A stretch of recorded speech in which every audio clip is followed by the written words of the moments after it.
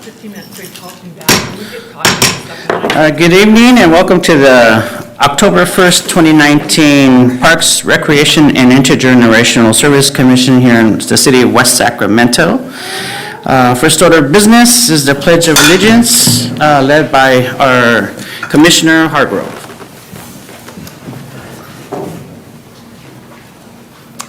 I pledge allegiance to the flag of the United States of America and to the republic for which it stands, one nation, under God, indivisible, with liberty and justice for all.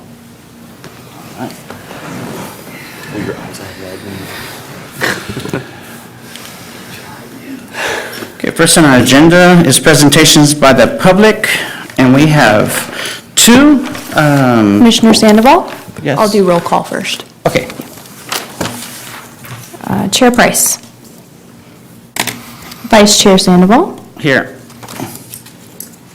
Commissioner Amon. Present. Commissioner Eckler. Commissioner Hargrove. Present. Commissioner Jans. Present.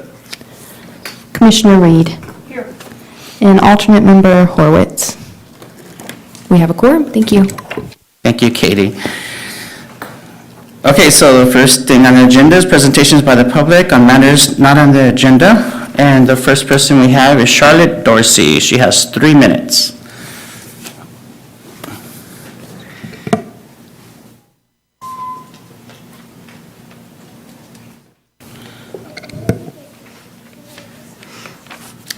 Good evening, Commissioners. I'd just like to say a few things about the age-friendly plan. First of all, on the website, it's so nice that the age-friendly link now is more evident. We can find things on it when we want to know a little bit more about the plan and what's going on with it. I want to thank also John Robinson and Tracy Michael and Sarah Strand for their availability in listening to feedback and willing to discuss things that are going on with the age-friendly plan. I noticed that there are 2 newsletters in West Sacramento. One of them is the Active Aging newsletter, and the other one is Age Friendly West Sac. My suggestion would be to have one, because first of all, there's duplication, and there's omissions in each one of these. For example, in the Age Friendly newsletter, Arts in the Hearts is included, but not in the Active Aging newsletter. In the Active Aging newsletter, one of the links on the home page is to transportation, and there's nothing in there about transportation, but there is in the others. So it seems to me it would be more efficient. This is a beautiful format here, much more efficient if they could be combined and then sent as one, either mailed or sent through the email and posted also on the website. But otherwise, thank you for continuing the effort for the age friendliness of West Sacramento. I brag about you to all my friends that are around the country. Thank you. Thank you so much, Charlotte. All right, the second person we have is Cody Potter.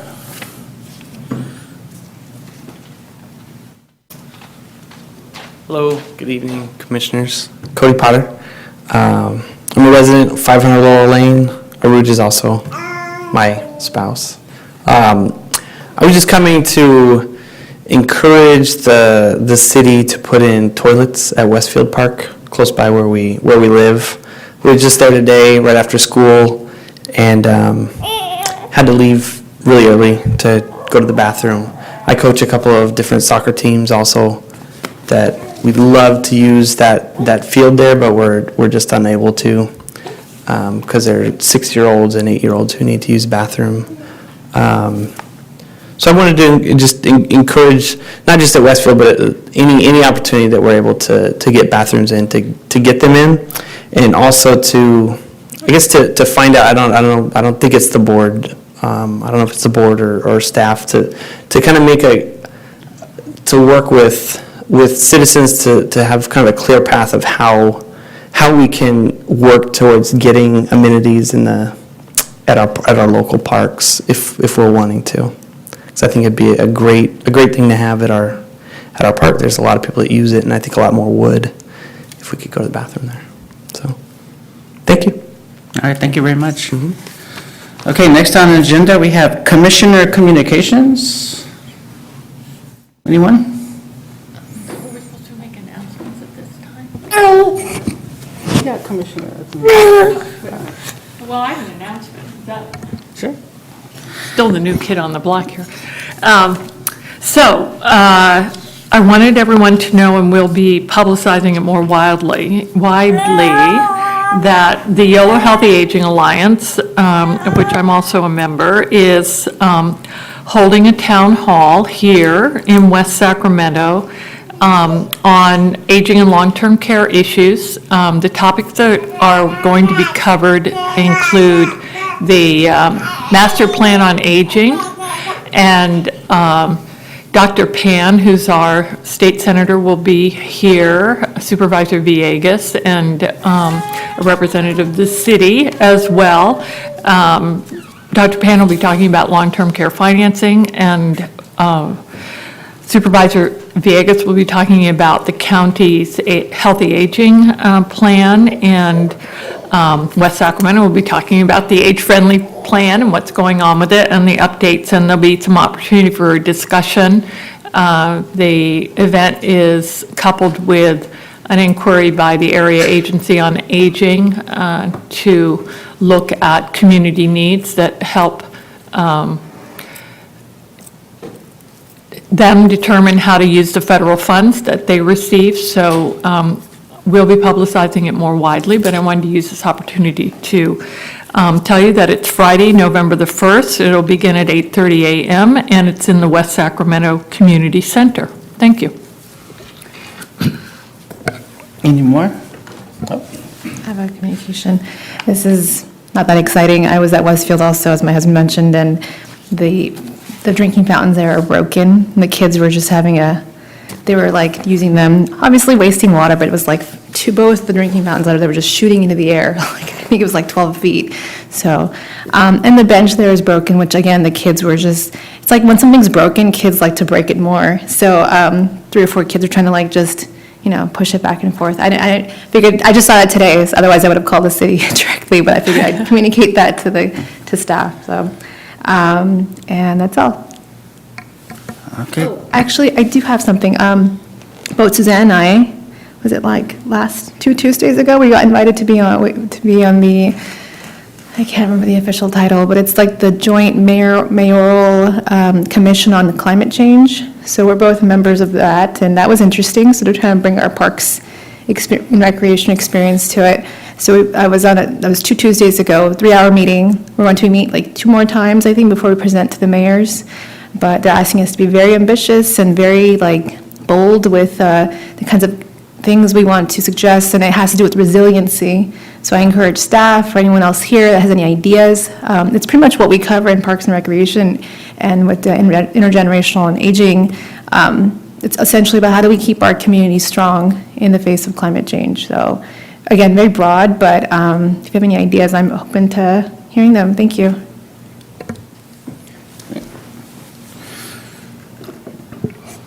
I just want to provide an update on a couple of things over this long summer that we were on vacation for the last meeting, but I was able to do a few things for the city while we were having a few months together. One of them was attending a West Sac Play fundraiser. They were formerly Bridgeway Play. And it's this great community group, grassroots effort that started to provide shade structures at some of our parks. As we know on the commission, those are pretty expensive. They seem like they're pretty simple, but those shade structures can get pretty pricey. That morphed into a collaborative effort with the city to become West Sac Play, and they continue to raise funds for more shade structures at our parks all over the city. And this fundraiser event was held at the Bridgeway Lakes Boathouse, so it was at a city place, and every single one of the council members was there, and the mayor. Some representatives from the city administration were there as well. It was a ton of fun, and I just wanted to kind of bring it up because I know they're doing some fundraising with some custom tiles. It was something that they did over at that Bridgeway Lakes Park, where you can, together with your family, paint some tiles. You buy the tiles, and then they put them up at parks and places around the city. But I kind of wanted to give them a shout out and thank them for everything they're doing for the city. It's always a ton of fun to attend, so if you ever have an opportunity to support them or you see one of their events coming up, I encourage you to check it out. They do a really good job with what they're doing. And then the other thing, last week, I attended the California Indian Heritage Tour at the new facility, the area that it's going to be going in over off, is it Marina Way? Is that right, Marina? That was pretty amazing to see. I mean, it's pretty much, there's nothing there, it's dirt, but what really caught my attention was that the city gave, I think, 60 acres for this project, and the state is putting quite a bit of money into it. And we got to walk around at the different stations and see what was going in there. There's going to be a building facility, but then there's going to be these different kind of integrated areas of the park and each one will have a specific kind of use. One of them was a boat ramp, a public boat ramp, so people can actually drive up from the river, exit, and get into the park and walk around and tour the facility and things like that. So I'm pretty excited to see what the finished product is going to be. And then also wanted to thank the city for making that happen. And 60 acres is a lot of land here in West Sacramento, and I'm sure there's a lot of value to that. And so I'm really, really excited to see how that comes out. Okay. All right, we'll move forward. Next on our agenda is item number 2, update on the city's age-friendly action plan. Mr. John Robinson will present.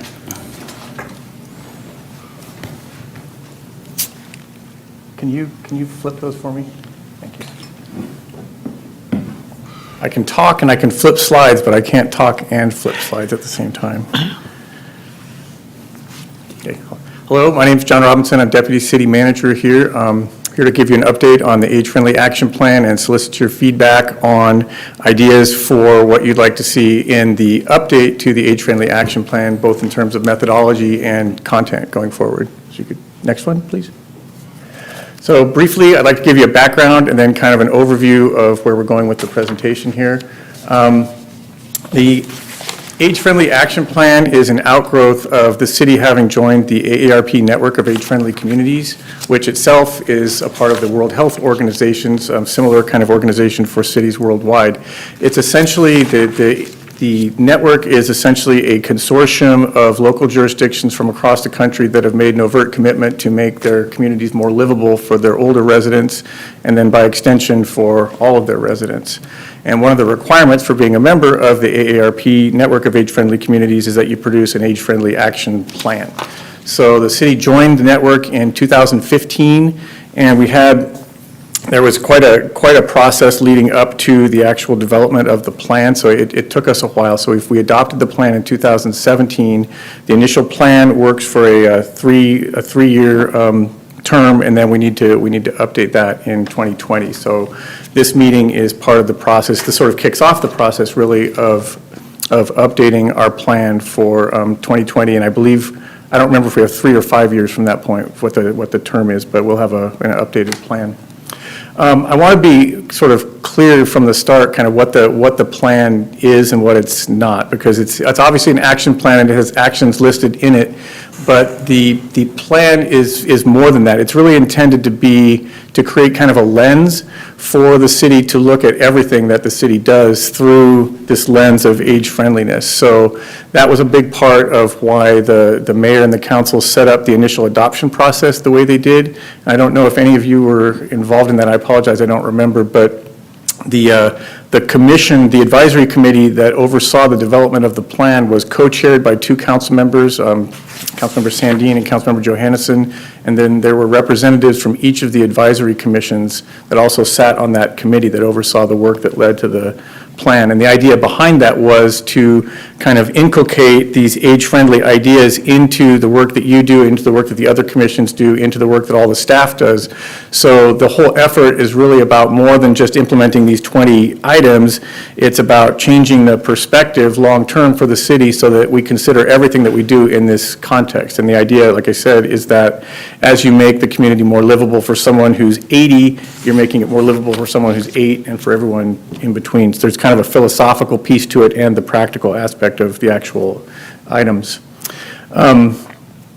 There's also, kind of in that same vein, there's more projects and more activities going on at the city than are listed in the plan. And one thing I want to point out that's very important is that, the city did not initiate, activities that are age-friendly coincident with this plan. We were doing things, particularly, Connie's group, Christine Prater at the community center, and Kaisa at the rec center, and Paul, the Parks and Recreation staff, essentially, were doing all kinds of, really innovative, dynamic, age-friendly activities well before, we had ever joined with AARP. So the plan wasn't intended to be, kind of here we are, now we're age-friendly. It's kind of it includes both a recognition of the activities that we were already doing and an attempt to kind of enhance those and focus attention on those and potentially bring in some new activities that we might not otherwise have thought of. And really, as I'll get to later, part of the, the bread and butter of the activities that have gone on pursuant to this plan are really the continuation of work that the Parks and Recreation Department was already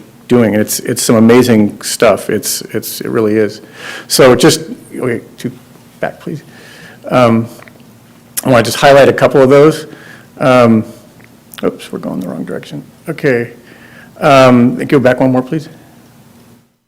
So one of the activities that we've done that's not specifically in the plan is that we've applied for and received 3 community challenge grants from AARP, and I won't go into necessarily the details of those, but we've redone an intersection over here at Merkley and West Capitol to make it easier for older folks to cross, and that was based directly on feedback that we received from some of the residents at Margaret McDowell Manor that the timing of that intersection was such that they were getting stuck in the middle. They didn't have time to get across. So we fixed that issue. So that was a very direct fix for a specific group of folks, and now they can get to the library and the community center and a bunch of other places that help them participate in the city's civic life. Last year, we gave away vouchers for older people to ride the VIA rideshare system, and we didn't get as big a turnout for that as we would have liked, but a couple dozen people, something around 30 people participated, and they logged about 500 miles of riding on the system. And as it turns out, the older population has been a really heavy user of the VIA system. It's been a really important way for people to get around who don't want to or can't drive anymore. And we've had people tell us stories about how it's actually saved their life in certain instances where they needed medical attention and they were out in the field and they were able to get themselves taken back to where they could get some help. So that's been a big success. And then the one we're working on right now centers on fire safety, because older residents statistically are at much higher risk from death or injury in a fire. So we're working on a program now that will result in folks seniors getting smoke alarms and fire safety information. That'll also include a fire safety PSA video that we're having professionally done that you'll see probably on the cable channel and on our website. So next slide, please. Other activities that are not listed in the plan include a bunch of the activities that they do at the rec center, which includes Silver Sneakers and Silver and Fit, which are wellness programs that are no cost for older adults. They told me they have 494 senior pass holders at the rec center, which is 25% of the total, and that's pretty substantially higher than the percentage of that demographic in the population. So there's actually a disproportionate usage of the rec center by older residents, which is great. And they have, between 22 and 26 low-impact exercise classes offered at the rec center, which are particularly attractive to older residents. And I only listed one, but the age-friendly features are starting to be incorporated into various parks and trails that are being built. I think that was probably happening before, but they're continuing to be implemented. And you can ask the staff more about that. In terms of an overview of the plan, I tried, just for an overview, I tried to break the projects into categories, complete, inactive, and ongoing, that are kind of self-explanatory. As you'll see as I go through, these are not scientific distinctions. You could make the argument that some things are still ongoing that I put in complete or whatnot, but this gives a pretty broad assessment of where we're at. And the basic point of this table is that very few of the projects have just sat, and there's reasons for the ones that have. So we've been pretty active. We've been working hard on implementing the items that were in the plan, and we do have a lot to report. So next slide, please. So moving straight to the completed projects, the number there is the action number from the plan. So these, I'm not going to go sequentially through the plan. These are the action numbers in the plan, and I'll do them by group. And I'll go pretty quickly, but we can go back and I can respond to simple questions about these. Item 3 under completed projects was complete the ADA transition plan. That was done in May. So that's a plan, as the name suggests, that provides a way for the city to transition from its current state of not complete ADA compliance in terms of sidewalks and whatnot towards compliance. So, legally, you can adopt one of these documents that gives you a time period to make those adjustments, and that plan got adopted in May. And that plan obviously has relevance to older residents, because if you drive down Sacramento Avenue or Jefferson, you'll see people making some very odd pedestrian movements to avoid irregular driveway cuts and different things that were built at a time when the ADA was not as much of an issue. So the city's in an ongoing process of making those improvements, and that plan was completed in May. Item 4, we do have a printed quarterly newsletter. This was in response, we used to have a printed newsletter in the past, and we got rid of it sort of with the advent of internet communications, not thinking of the effect that would have on folks that are not as active on the internet or on their email. So there was during the outreach for the action plan, there was quite a groundswell of support for bringing back some form of printed newsletter. We've done 6 issues so far. Originally, we mailed that to about 5,000 people. We bought a mailing list of folks that are over, I believe, age 62. That's pretty expensive to do that way, so each of those issues had in it a little advisory that people should call and leave their name and address if they wanted to continue receiving the newsletter, so it's kind of an opt-in system, and we now have about 500 people on that list. So the suggestion's well taken about combining that with the active aging list, and we'll look into that. But that newsletter has been really well received so far. Age-friendly web content. We do have an age-friendly website, as Charlotte alluded to. We put calendar things, news about events like this meeting. We put back issues of the newsletter. The actual age-friendly action plan is available there. We get about 2,100 page views of that per year, which sort of by way of comparison, the highest page views on the city's website, it goes between 16,000 and about 50,000, and 50,000 I think is the swimming pool page for parks. But so by way of sort of comparison, it's not a huge amount of contact, but we feel like we do get the information out effectively that way, and there are a surprising number of seniors who are completely able to use the internet and like to access information that way. Item 7, computer classes for older adults. There have been several opportunities through active aging, generation tech classes and tech savvy seniors where they've offered those classes, and that was listed as a separate item in the plan, so we do have that done. The expansion of Coffee with a Cop. The idea there, you're probably familiar with those events, that the name is kind of self-explanatory there, but that's one of the police department's outreach mechanisms where they will have a venue and people can come and just have a casual interaction with a police officer. Historically, they had done those mostly at McDonald's or just different restaurants, and as part of the age-friendly lens that we applied to this, they started doing these events at the community center and at Margaret McDowell Manor, and they've been really well received by the people there. So that's going to continue. And then item 10, under completed items, the project itself is not complete, but the city has committed to work on supportive housing for the homeless, and there will be a project partially city-funded at 1801 West Capitol. So the planning for that is in the works. Moving to inactive projects, number 6, the broadband expansion pilot project. The idea here was we were responding to feedback that we received during the plan development process that people wanted to, get on the internet and they couldn't. I think there was probably a misinterpretation, likely on my part there, that the problem stemmed from infrastructure, and that conclusion was not really supported empirically when we went to look at it. So I think the underlying issue here that was the driver for this item is probably better addressed through computer classes and probably some other means. So as we go to update the plan, we're going to look at that. So the issue is still valid, but I think the issue was not the lack of broadband infrastructure as much as access to cable service and to the devices that would actually, and the training that would let people have the device and know how to use it. 18 and 19 under inactive, nothing's been done on those either. We We did take a look at that. I think this was kind of a miscue on staff's part. Here, we were responding to concerns that folks had expressed about the quality of their neighborhoods and trying to connect that to something that we could do as a city.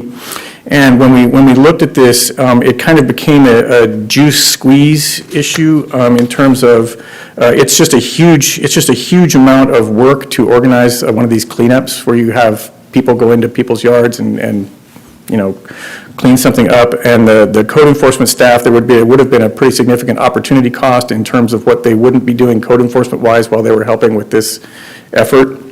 So going forward, we're going to look at different ways to address this particular issue. So I think these two items, we looked at them, but the effort that would have been required to implement certainly 19 was not, we felt, justified by the benefit that we would have seen. So we're going to try and address those underlying issues through some other mechanism going forward. Items that are in process, and this is most of the plan, so I'll go fairly quickly. One of the items, item number 1, was to adopt a bike, pedestrian, and trails master plan. The master plan was adopted in 2018, but we had difficulty coming to agreement on a methodology for doing the age-friendly appendix. We were originally going to hire a consultant to do that, and they came back with a very high price, and there was a whole situation around that. So that's still going to happen, but we're going to try and work on producing that document in-house. So the document was, if you find the document online, it actually has a blank attachment in it. So that's I guess a reminder that we still need to do that. So it has the attachment is there, but there's nothing in it yet. But I'm in the process. I'm talking to Public Works staff, and we're working on that one. The Mobility Action Plan is in process now. There's a RFP out for the consultant to work on that, and we're going to make sure that there are specific references in that document to the needs of seniors and potentially leverage some of that work to create the work product that'll go into the Bike Ped and Trails Master Plan. Number 8, expanding the West Sacramento Police Department's VIP program. That's in process. They've been trying to expand that, and there's other items in here that depended on them expanding that. But the problem that they've had, they tell me, is that they get a volunteer in and they're trained, and then they move, or they have a health issue, or they find another activity. So there's kind of an attrition. So they'll get their numbers up, and then the numbers go back down. So they've been steady around 14 members. So that actually hasn't grown yet. So it hasn't effectively happened yet, but we're still in the process of trying on that one. Number 11, broaden anti-fraud awareness programs. That's also still in process. The expansion that was to have happened with that program was going to be driven by the increased volunteers through VIP. And since that didn't happen, that has slowed the implementation of number 11, but the PD is still wanting to broaden their anti-fraud awareness program. They're still doing it. They've gone to the resource fair and had a pretty substantial number of visitors each time they've gone. So the word is getting out, but the original intent in the plan was to expand that program. That hasn't happened yet, but they're still working on it. Item 12 was to get smoke alarms to more seniors. So, like I mentioned, that's in process. We're going to have a table at the Station 45 open house where we're expecting to give away smoke alarms there, and also the Red Cross later in the month will be doing an installation event at a mobile home park, and that'll be for everybody in the park that needs one, including older people, not just older people. So we're gonna count those two. We're gonna help them market that. Item 13, plan for and develop affordable housing. That's been an ongoing effort. Ever since I've been at the city, we've been working on affordable housing in one context or another. But right now, planning for phase 2 at West Gateway Place is in process, so that's an ongoing project. Number 14, develop a grant program for age-in-place home improvements. There is no grant program for that, but the reason is that staff has looked and not found a grant source that the city can apply for that would pay for us to issue grants to residents. So going forward in the next phase of the plan, if it's determined that having a grant program like this is important, we'll have to look at potentially funding it ourselves or finding another way to do that. The original intent in this document was to go out and find a state or federal source that might fund that, and staff was not able to identify that. Number 15, continue recreational and educational programs for older adults. That's essentially what I alluded to before with the community center and the rec center. And I want to flag this one. I've got a couple of kind of pull-out slides. I'll finish these other items, but the next couple of slides enumerate some of the programs that are there already. And I have nothing to do with implementing them or conceiving them, but I love to shine attention on them because, as I talk to other jurisdictions that are working on age-friendly issues, they are amazed at what gets done at our community center and at our rec center for our older residents. So I have a couple of slides that highlight that. Number 16, partnerships that promote the health of older residents.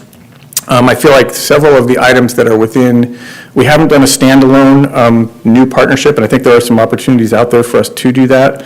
I think arguably some of the partnerships that the community center staff have forged with outside entities to come in and provide access to information and to services through the rec center and the community center, such as the senior resource fair, to me that fulfills this in a way maybe we weren't thinking of at the time we adopted this, but put that in the in-process pile anyway. Number 17, develop strategies to eliminate health disparities. Again, the activities at the community center, including especially the senior resource fair, I think work to this point too, but also the underpinnings of Measure N, the inclusive economic development component of Measure N that the council adopted, targets resources from Measure N to areas of relative disadvantage in the city, which will benefit residents of all ages in those areas and begin to address hopefully some of the health disparities that you see there. And then finally, number 20, continue enabling mixed-use development. That's been an ongoing activity at the city. So that continues, the most recent example being the whole Washington infrastructure project that's going to facilitate all kinds of infill development. So quickly, before I finish, if you could switch to I'm not going to obviously go through these, but these are I called Christine and she put together a list of the daily programs that are available at the community center. And I just wanted to highlight this and the number of hours that these things are available and the diversity of the programming there. I've only recently been involved in this whole issue, but when I go to a conference or when I go to events and people ask what are the things that we're doing, and I tell them, I show them a table like this, their eyes go wide, because it really is pretty amazing the diversity and the amount of programming that happens there on basically a shoestring budget. So I just wanted to highlight that. And then next slide. This is kind of the same idea, not going to go through them, but there's trips that go on there, there's presentations, there's events. I think this is really a testimony to the resourcefulness and the creativity of the staff that are there to put on these kind of programming. And I don't know if any of you have spent any time over there, but I would recommend just going over on a given day and hanging out in the lobby. It really is, it'll almost tear you up at times. It's just the sense of family and the sense of camaraderie that's there is really something special. And I think that's something that didn't come about as a result of the age-friendly plan, but it's something that we love to highlight as part of that. So with that, moving to the last slide, what are our next steps? We're going to continue implementing the plan as it's before you, so we haven't reached like a stopping point, and we're going to have a lull before we do the next thing. We're continuing to work through the items that I just went through. Hopefully we'll get more of those done even as we're updating the plan for next time.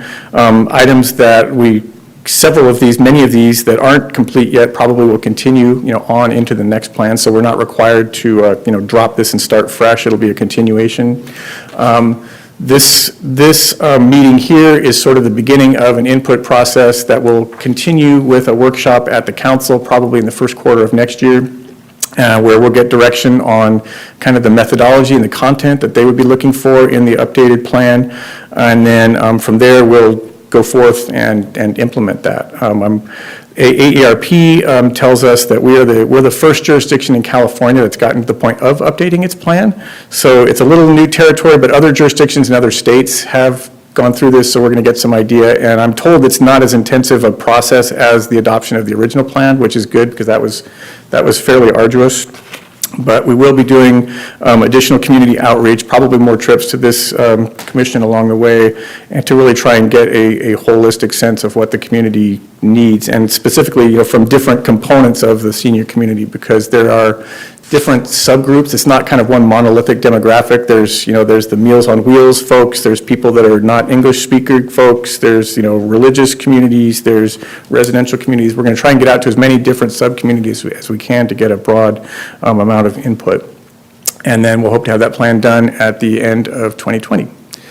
So that's the end of my presentation. I'd be happy to respond to any questions or write down any suggestions that you might have. All right, Commissioner Ahmad. Hi, thank you for your presentation. And I agree with you, your sentiment earlier when you opened up about how West Sacramento is very age-friendly. I'm trying to convince my father-in-law to move here. He's 81, he's fallen twice, and he lives like out by himself. And so, yeah, I mean, I was telling him to come here because you can maintain independence and still have a sense of help from the community. So thank you for providing all those services for people that need it. I had a question about the age-in-place home improvements. Would those include like yard maintenance, or is that just strictly for your home? Well, I mean, it hasn't been defined yet, but the original idea was, bars next to toilets and showers and, wider doors if people need wheelchairs, improvements that would allow people to stay in their homes when otherwise they might have to go to an assisted living or some other kind of facility like that was the original intent, but there is no program yet, so potentially if it was something else like that, you could have other components. Okay, I would encourage that. Just, my block is a lot of retirees who are aging out or unfortunately passing, and we have a lot of people with yards and trees and things that probably need upkeep and don't have any ways, or maybe sometimes affordability is an issue, sometimes it's just, like being able to physically do it. I myself have like a hidden disability, so I know what it's like, and although age isn't something that factors in, but being able to kind of get up and do something, it's hard. And so it's hard to kind of know where to ask for help, or short of obviously hiring somebody, and just, it would be nice to kind of have a resource to the city to help with that. Gotcha. Thank you. Commissioner Hargrove. Just a comment, I was signed up to table at the senior fair a couple months ago, and I put it on my calendar on the wrong day. So I showed up a Friday a week ahead of time, and I wasn't sure what to do, and I ended up in the room that they have in the community center while they were doing crafts, and ended up just hanging out for about an hour and a half. Nice. There was about 5 people that were there, and they were doing some stuff and just chatting, and we sat down and started talking about West Sac, and I had my neighborhood map that I presented here, and we all went through the map, and it was, to your point, of very family-oriented and friendly there. They welcomed me and kept giving me cookies and wouldn't let me leave. But it was it was just a nice group of people who were enjoying themselves on a Friday morning. Excellent. Commissioner Jans. A couple of things. I wanted to thank you and everybody who's been involved in the active aging program around here. My mom actually attends some of those classes you had on the slides. Nice. One of them was the card making, which I get to see the end results on my birthday every year, and they're pretty elaborate. I mean, they're really impressive. So she really enjoys that, and she does the card games. I know she took one of the trips. I think she was just recently in Apple Hill. Was that a recent trip that they did recently? Yeah. So she was there, and she's always raving about how much fun she has and all the people she meets. And so I first wanted to say thank you to everybody who's involved in that, because it really means a lot to me, and I know she has a great time doing that. The second thing was, I have 2 more, they're mostly questions. One of them was around the smoke alarms that were being provided. You mentioned that there'll be some handouts at Station 45 at the open house. Right. I was curious as to the plan for installation. I know that a lot of people who might be receiving these could be, well, I know that smoke alarms have to be installed up high. Right. And so I just had some questions about a plan to install them, or if there was anything being offered. Well, we're still working on that, but we recognize the issue. So we're going to there'll be a form that people will have to fill out.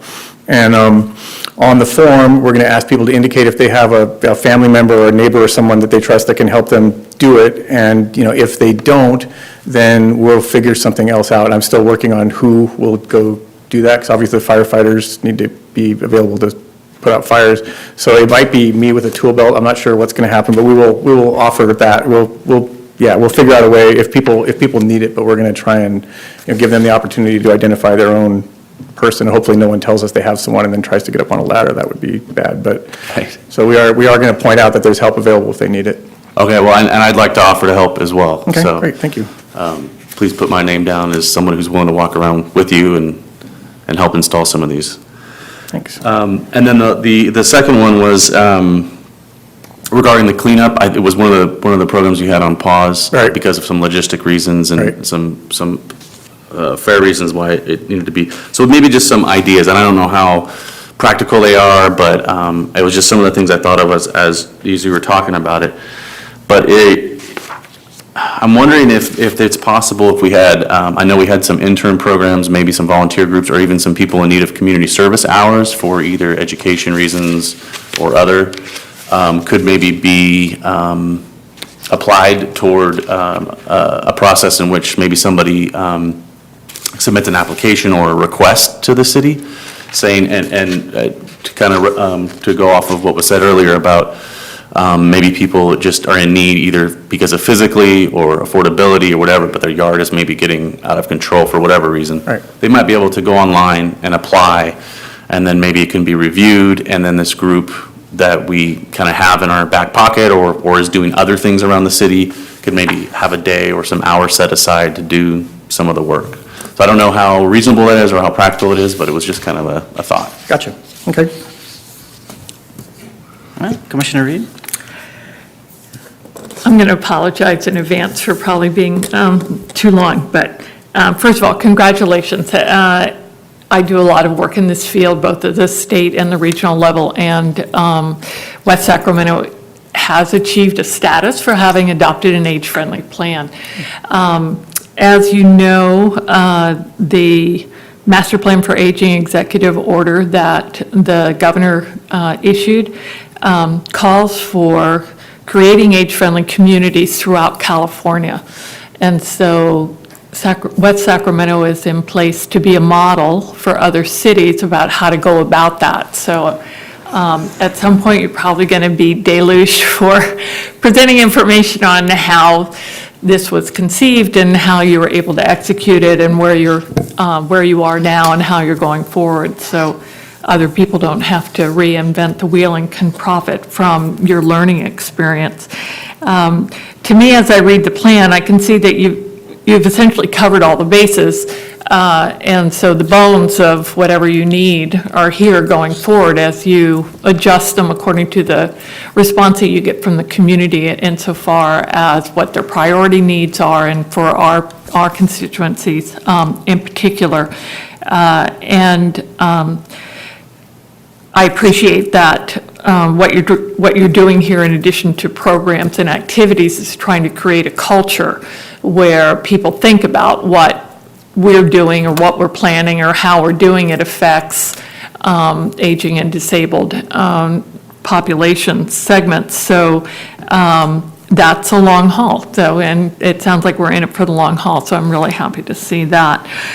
Insofar as things that I'd love to see explored, kind of building off of what my fellow commissioners have said here, and I've also communicated with you offline, but the concept, the Village Concept, which is a national organization that really amplifies the ability of people to help each other in accordance with their capacity and their skills.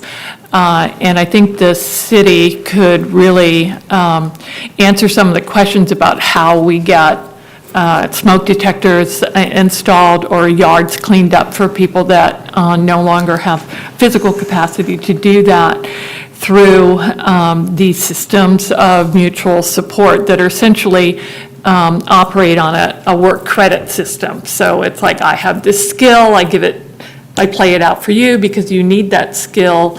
I get a credit, but you don't pay it back to me. Somebody else, I get to use that credit for when I need a skill that somebody else has. And these are operating and functional in at least 52 locations in California, including a network in San Francisco that can be either built around in place, a community of residences, or they can be virtual in nature. And here we have the opportunity, because of the size of our geography, to have both, I think, because of the closeness of some of our communities. So that's something I hope to explore further with you in the future. And there are other citizens, residents here who have a strong interest in the program, would be happy to participate in that discussion.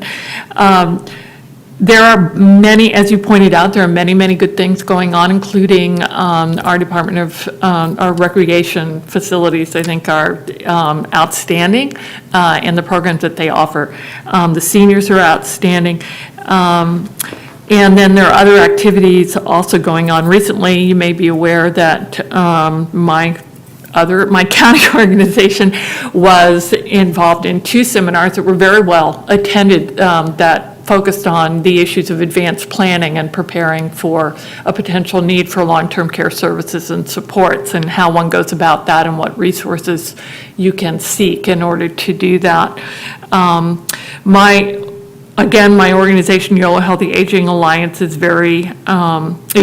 for the purpose of connecting people that do things on behalf of seniors and the disabled to each other, so there can be cross-referral. And also we're working now to build a website where people can access by category different resources or services and supports that they might need.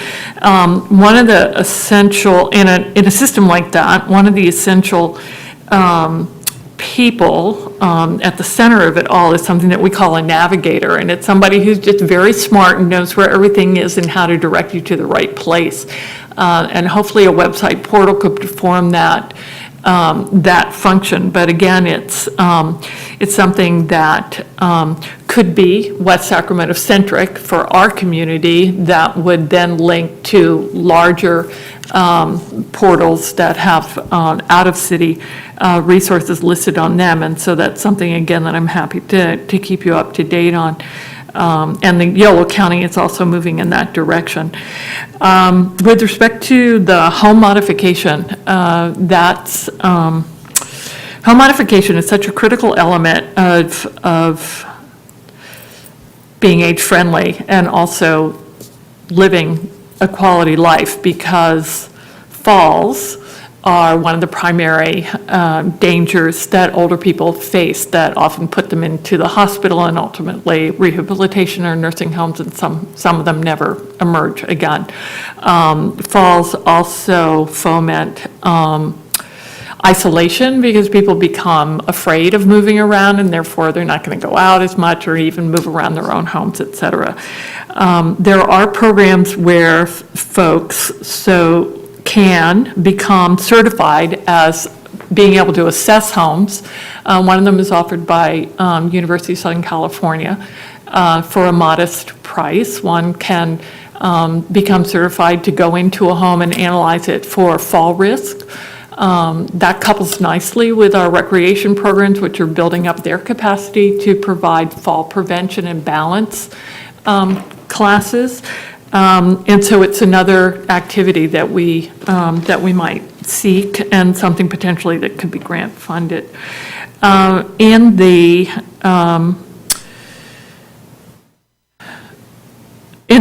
fraud awareness, I know that you are connected with YOLO District Attorney's Office. Consumer Affairs, the Department of Consumer Affairs in the state also offers a fraud protection program, and they, via our elected representatives or through direct contact, will actually come and give presentations on fraud prevention. They have a number of materials about contractor fraud and other issues that are going on, as well as our state attorney general has a a huge one. So it's not so much it's creating our own capacity, but being able to access capacity from other entities. Back to home modification for a second. I know Home Depot has a program for low income where they would provide things like bars, et cetera. And so it would possibly provide an opportunity, and I don't know about Lowe's, but there are opportunities for public-private partnerships in a lot of these areas that we could explore in terms of getting our own business community involved, and some are already aware and prepared in some way to contribute to those activities. And I am interested in what languages resources are available to folks in, as you are all undoubtedly aware, we have a large Russian component in our population as well as Latino. And so this leads me to my issues and my concerns about communications. And the bringing together the website to be more user-friendly, it's clearly an important step in navigability. And it's hard when you've got things that are really parts of other programs but are age-friendly. And so it's like, what bucket do you put them in, and how do you connect them, and what are your search engines? It's really, it's a challenge, and so I congratulate you for taking it on, and I think the best thing is to continue getting feedback from our constituents that are trying to use the website and trying to find things to assess its friendliness and navigability, and try to make those adjustments as you go along. Finally, the ultimate challenge is reaching the people who are isolated and alone and are not getting out of their homes and are not connected to the information. And I think that that's something that we really need to address when we go through this next iteration of the plan. How do we connect with people that aren't on the internet? They're not reading the newsletter. They're not even possibly, physically capable of getting into the VIA van. And so connecting with people where they are and bringing these services and supports and opportunities for social interaction, I think will be a challenge that would be very interesting to explore. And particularly with that segment of our population, we can identify them and talk to them about their issues and what strategies we could employ that would reach them and assist them to live a life that's more socially and engaged and help meet some of their needs. So that is a process that I am happy and looking forward to becoming involved in. Thanks so much. All right. Well, thank you, John. I just want to say thank you for all your hard work, and thank you to all the commissioners up here with all your comments. And Commissioner Reed, you really spoke to things that I'm really close to, especially with my mother, it's very difficult for her to get out of the house right now. I want her to participate like Commissioner Jan's mother out and doing cards, but it's really difficult for her. So all of this work is very much appreciated. So thank you very much. Next on the agenda, we have the consent agenda. Consideration of the approval of the minutes for August 6, 2019. Do we have a motion to move? Second. Who wants to move? Commissioner Hargrove would move, second by? Suzanne Reed. Suzanne Reed. Commissioner Reed. Thank you. And next on the agenda is the regular agenda. Item number 4, workshop on Proposition 68, recreational trails in Greenway program and proposed grant applications, by Irene. It's Erin. Erin Rivas. And I apologize if I sneeze. I'm a little bit under the weather. So, good evening, Vice Chair and Commissioners. What was that? You don't like my voice? No. My name is Erin Rivas, and I'm here to present to you with an update on the recreational trail and Greenways program, and to obtain some feedback on 2 proposed trail projects. And actually, it's administered by the California Natural Resources Agency. I caught myself on that, not by state parks. There's been a lot of programs coming out. The recreational trails and Greenway program is intended to fund projects that provide non-motorized infrastructure development and enhancements that promote new or alternative access to parks, waterways, outdoor recreational pursuits, and forested or other natural environments to encourage health-related active transportation opportunities for Californians to connect with nature. Eligible projects are new, alternate, non-motorized trails where one does not exist, new non-motorized trail segments to expand and connect to an existing trail or trail system to provide access to parks, waterways, outdoor recreational pursuits, or forested or other natural environments. Non-motorized bridges that continue a trail over a waterway or other physical obstacle. Access enhancements include trailhead facilities, parking lots, restrooms, interpretive signage, kiosks, entry gates, and planting of trees and shrubs to provide shade, carbon sequestration, I can't say it right, sequestration, is that right? Sequestration. Sequestration, habitat values, and erosion control.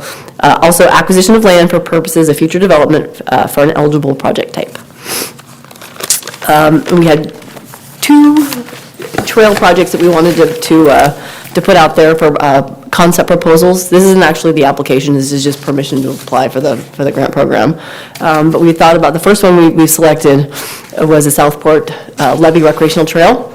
The proposed improvements will be 5.6 miles of Class 1 bike trail on the crown of the Southport Setback Levee, connecting the existing bike ped trail and creating a 10-mile loop, and providing a direct connection with the Sacramento River and the Setback area, and the Bees Lakes area, which is in its rich riparian habitat. The city is also looking at innovative ways to use the trail. Staff has considered programming possibilities along the trail to better serve the community. Staff is exploring the use of smart technology. Because of the complexity of the levee, you can't really put standard regular lighting in there because you can't penetrate the levee. So we thought of using AGT technology, which is ambient glow technology, which is solar-powered glow-in-the-dark paving to allow for extended use of the trail.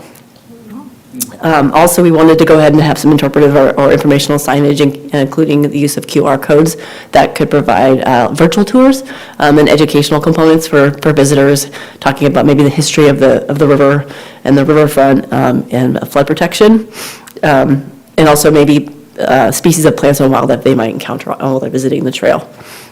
The estimated cost on that's going to be $1.7 million.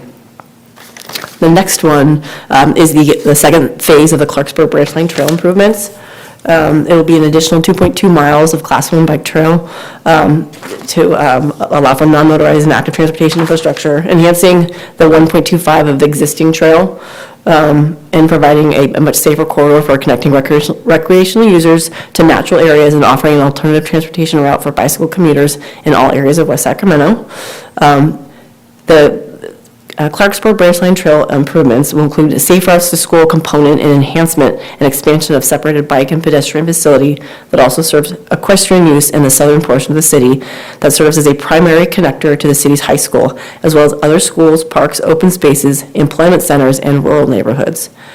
The project includes creating a small trailhead at the northern edge of the Clarksburg Branch Line Trail at Jefferson Boulevard and Locks Drive, formerly South River Road, to provide space for accessing the trail and to serve as a staging area while waiting to cross Jefferson Boulevard, which is a major arterial in the city.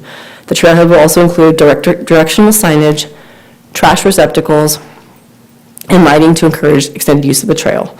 The project also includes installation of a bi-level lighting along the entire Clarksburg Branch Line Trail where needed to provide a safe level of lighting for all trail users. And we're also planning on incorporating sidewalk improvements to the north side and south of the sides of Linden Road, immediately across or adjacent to the Clarksburg Branch Line Trail, Our Lady of Grace School, River City High School, and the city's recreational center trail access, I think, right? Yes, okay. The extension of the Clarksburg Branch Line Trail is approximately 2.2 miles from the River City High School to South River Road to provide a connection for existing residents, students, as well as the 4,000 projected new students to schools, parks, open spaces, and shopping, and a planting component to serve as a green connection between existing parks, open spaces, and schools. We're also planning on incorporating smart technology into this second phase of the Clarksburg Branch Line Trail as well. We're probably going to look at maybe having some solar-powered lights, motion-activated lights. I know probably some sort of a reduced or efficient watering for the landscaping, but also probably having the interpretive panels, the informational signs that have the QR codes as well, which will, talk about the history of the trail and possibly its connection with the railroad. The estimated cost for that second phase is $3.4 million. That's the end of my presentation. Do I have any questions? Commissioner Hargrove? Thank you. I love both these projects. I love trails. I use them all the time. I've been on both of the trails that you speak of within the last 2 days. My question, though, would be, are there projects that might be ready to go or fit within this in Broderick or Bright or the Westfield area? Both of these projects are in Southport. Southport has been getting a lot of love and trails, and it's fantastic. But I just, something we always talk about here is how do we incorporate some of what we're doing here into the older neighborhoods? I'm also fairly sensitive that the last Prop 68 monies that we went after couldn't be spent in the northern part of West Sac, so I don't know if that maybe is an issue here too. But if it isn't, I would love for us to, and maybe it's because the Sycamore Trail has different funding. The piece that was just opened that goes to the Joey Lopes Park. I know there's some need in Broderick and Bright for some, it's hard to put trails in Broderick and Bright because it's built out, but I do know that there's some need for some basic bike infrastructure. So, I know you guys do a good job of identifying projects that are ready to go for that funding source, but just it's having both projects in Southport, and when Broderick and Bright wasn't in the last one, I want to make sure that we're figuring that out. I think we have a game plan for Bright Park, which we'll tell you about in a minute. Okay. But we were looking for something competitive. We also get rated on our ability to leverage. And with the Southport setback levy, we have $300 million invested in that project. It's also pretty much almost ready to rock because of all it's all we have to do is pave. So it makes it kind of a slam dunk. I think that we look really competitive in terms of our ability to leverage city and other funding sources. And also, the Clarksburg Branch Line Trail is very, very similar, so it wasn't that hard for us to do two applications at once, or the concept proposals at least. They had very similar situations, and it's, we have money, we have skin in the game already on both of them, and we felt that they'd be competitive. Do you want to talk about Wright Park? Well, I can add to that as well. So we do kind of have a short turnaround time with this particular grant program, and so we've applied for grant funding for both of these projects before, which made the recycling of the former applications pretty easy for us to do for this program. This program is one of the few trail programs that's had funding in the past several years that isn't associated with active transportation. This program is more about using trails to connect people to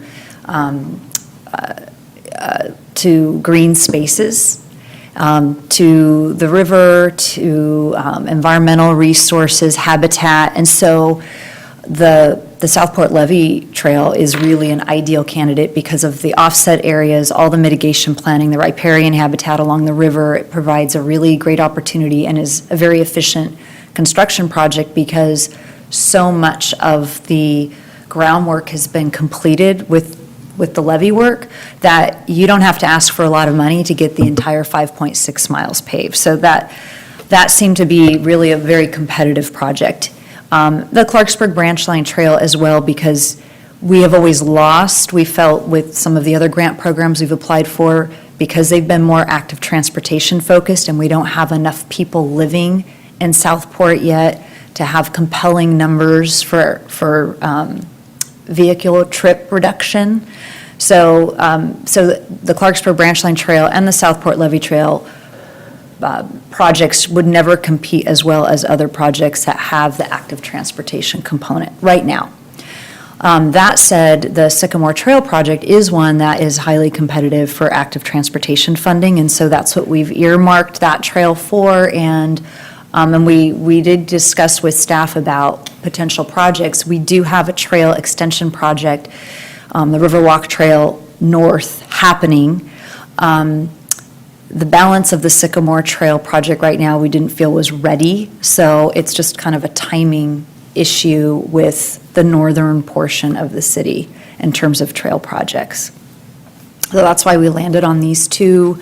We have the trailhead improvements for the Southport Levee happening now.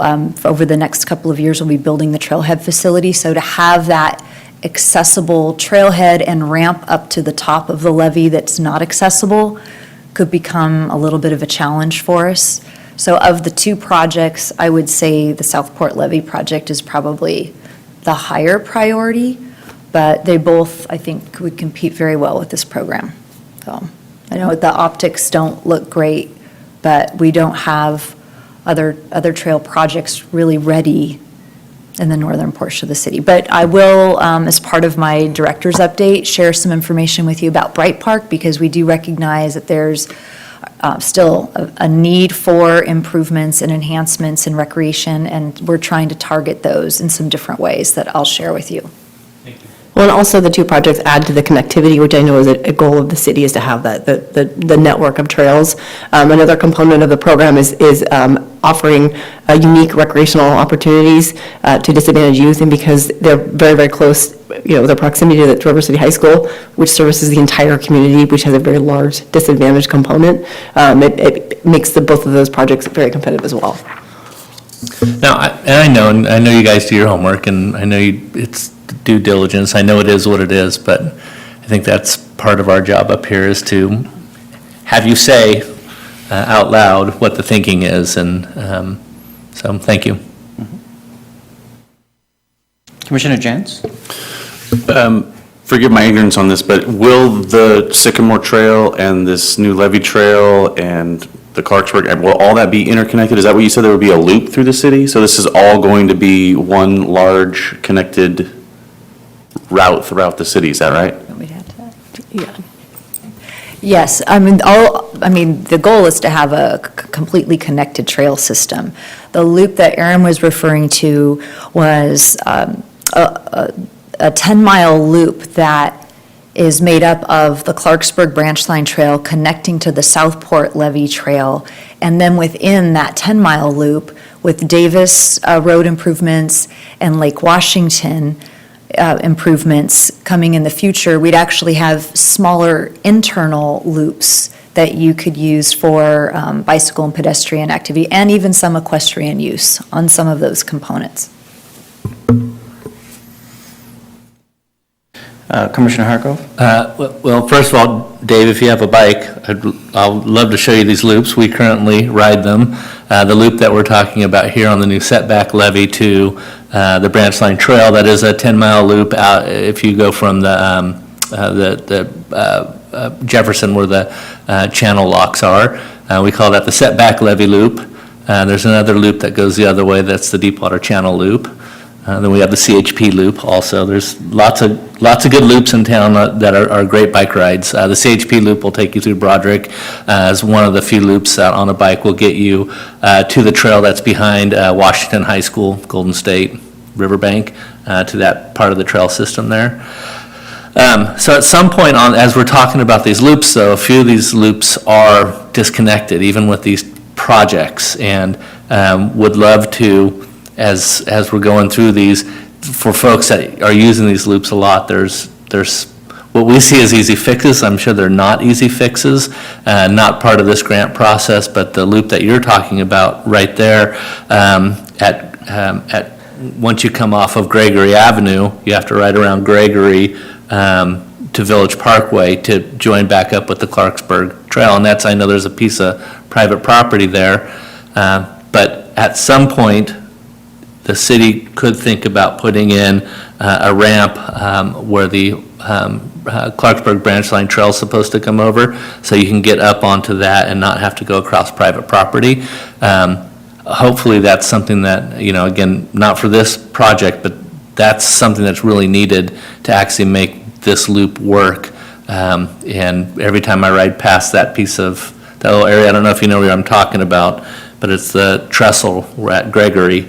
The city just did a little ADA ramp there, would get us up onto the branch line trail, and then you can shoot north again there. It would really, truly make that a loop where you don't have to go on a public road. Any other comments or questions? All right, thank you, Aaron, for your presentation. Thanks, Aaron. And now, next on our agenda is general admission function, the director's report.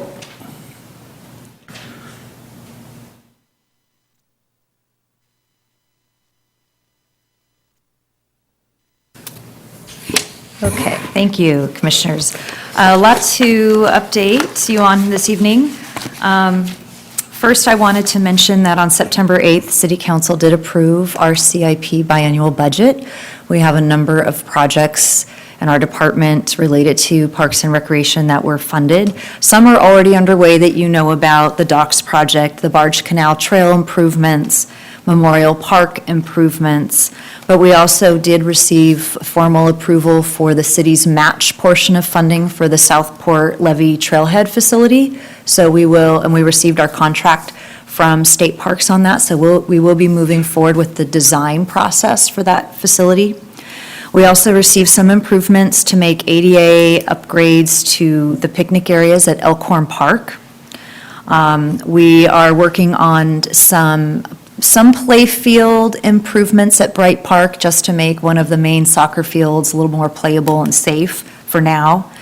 We have perimeter trail improvements at Summerfield Park to make that perimeter loop. It's kind of a maintenance type of road now, but to make it an ADA compliant trail for people to use both within the park and then also to connect them to the main drain canal and over to Patwin Park. We also received some funding to make some improvements at our community center and our recreation center, long overdue improvements like painting the facility and refurbishing some of the tennis courts. So we'll be working on those projects. As Commissioner Jans mentioned, last week the Indian Heritage Center offered site tours of the property. I was not able to go, but I did have some of the brochures, and there is a website that you can visit if you'd like to get some more information on the project and their schedule, and that website is parks.ca.gov/CIHC, which stands for the California Indian Heritage Center. Prop 68 grant applications, we did share with you the 3 applications that we submitted for the last round of Prop 68 grant funding for the statewide park and community revitalization program. We had the Public Plaza, West Acre Park, and the Fallbrook campus site. As Aaron mentioned, and as Commissioner Hargrove mentioned, Bright Park was a project that we thought would be eligible for that program, and it was not. And so what we're doing right now is Quadriga, which is one of the consultants that worked on 2 of the 3 Prop 68 grant applications. They were also the original consultant team to work on the Bright Park Master Plan. We've retained them to help us refine the Bright Park Master Plan, including updating the cost estimates, which are very dated, so that we can better compete for additional grant funding that's going to be coming online. We do have some smaller grant programs that we're pursuing, and one that Aaron successfully pursued, which would significantly reduce the cost of the all-weather soccer field. One of the challenges we're having with the master plan right now and implementing it in phases is that we're at a point where completing any smaller phases of what's left will start impacting other program elements of the park. So you can't create the all-weather soccer field where it currently exists in the master plan without impacting the existing adult softball fields. So we'd like to consider looking at some potential refinements that help us to be able to implement more phases of the park, or more components of the park in phases. Right now, we're at a point where we really would need to do the entire balance of the park without impacting our existing, programming. So we'd like to work with BB Can to have some additional community meetings, to just do a check-in with the community about the program elements that are in the master plan. Make sure the ones that are there are still relevant, and if there are some that might be tweaked a little bit, we'd like the opportunity to be able to do that.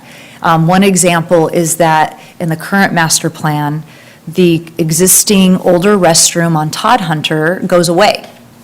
Feedback we've gotten from a lot of people using the playfields is the restrooms are really far away for younger kids that have to go all the way to the other side of the park to use the restroom. Maybe we should keep a restroom there if we can work around it. So those are some of the refinements that we just like to have a discussion with the community about, and then we can update the cost estimates and maybe even have a slightly refined master plan, and then we can start going after additional improvements in phases.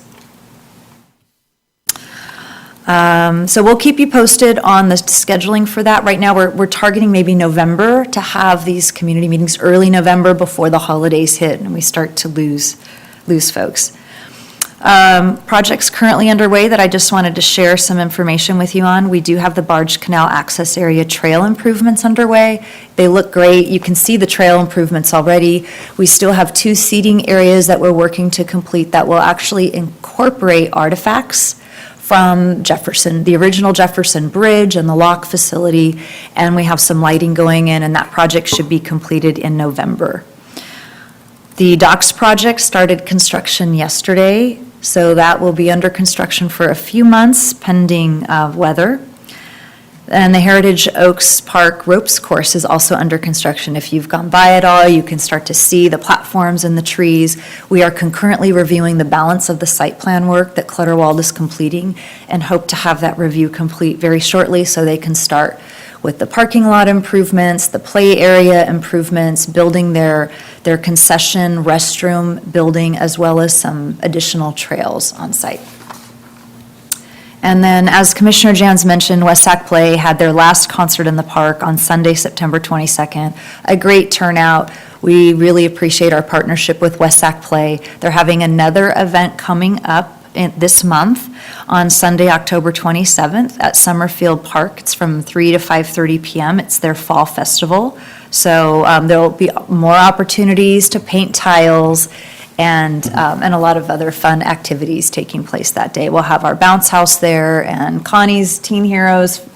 Folks will be face painting, so it'll be a great event.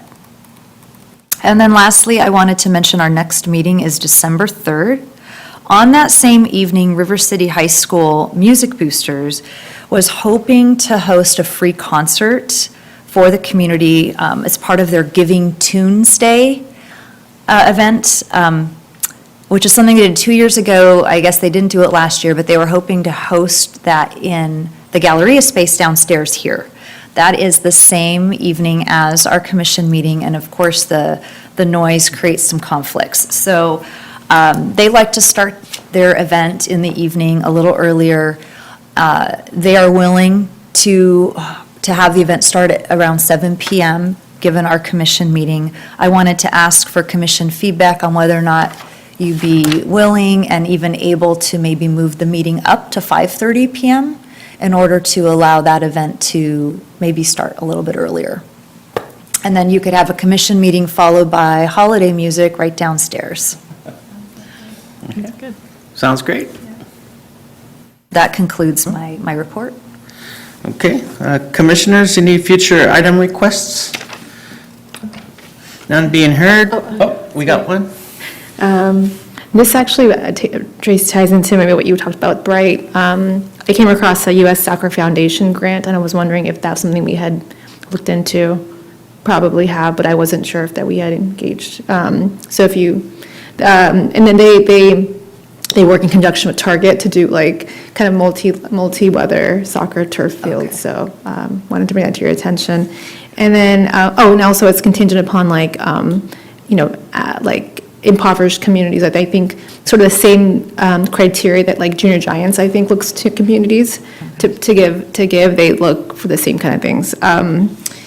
And then I wanted to find out, natural playscapes, is that something that like Parks and Recreation departments across like other cities or even us, is that something we consider like doable? And do you know what I mean by natural playscapes? It's kind of like using stumps and things to, I don't know what the insurance or kind of liability is of those kinds of things, but I was, my daughter and I have been thinking more about like, the climate, using resources wisely, and I'm like, oh, I wonder how that would tie into when you think of like conceptualized parks and areas to play in, if that's something we could ever think of in the future. And then I had, and this is my daughter wanting me to ask, but when the community center and the library were kind of being built, was there ever an idea or ever maybe that we could have any kind of play structure in that like grassy area? Is that a possibility? Is that something we could think of in the future? Because honestly, it would be so awesome to take my kids to the library and then not have to drive to a park later. It's like it's all right there. So just wanted to bring that to your attention and also find out if that was ever even talked about. Thank you. Thank you. Well, just to respond to the one question about the community center, we are fortunate enough to have Connie Leak here, who was the manager of the community center, and she was here when the community center was being designed. I don't know, Connie, if you recall any discussions taking place. I know space is pretty limited in that complex. There's a lot going on, but it is a really good idea because we do get people wanting to be able to do things in conjunction with visiting the library with their children. And my kids and, ages from 11 to the 4-year-old, they've all wanted to climb the books, which I tell them not to, and they want to climb those metal books, and it's so dangerous, and I'm like, they want to climb something, so I'm like, okay, clearly they all want to do it, so it must be some childhood need there. Thank you. Thanks. Any other comments? I have one about future requests. We'd had some conversations about the use and maintenance of the fields at Memorial Park. There are some policies in place that we had discussed, I think, in the past about potentially proposing some suggestions on future use of that park. There's a sizable investment going on right now, as you guys are aware. And there's some challenges I think that the league is facing. But due to the timing of our meetings, if we don't maybe address it in December, then the next meeting would be February, and the season would be starting within a matter of weeks. So if it's possible to maybe have somebody from the league come up and present some of those suggestions at the next meeting, or however it could be handled. But I think the timing would be good to handle that in the next meeting. Thanks. Okay, all right. Any other questions, concerns, or future item requests? None being heard. We're going to adjourn today. Thank you.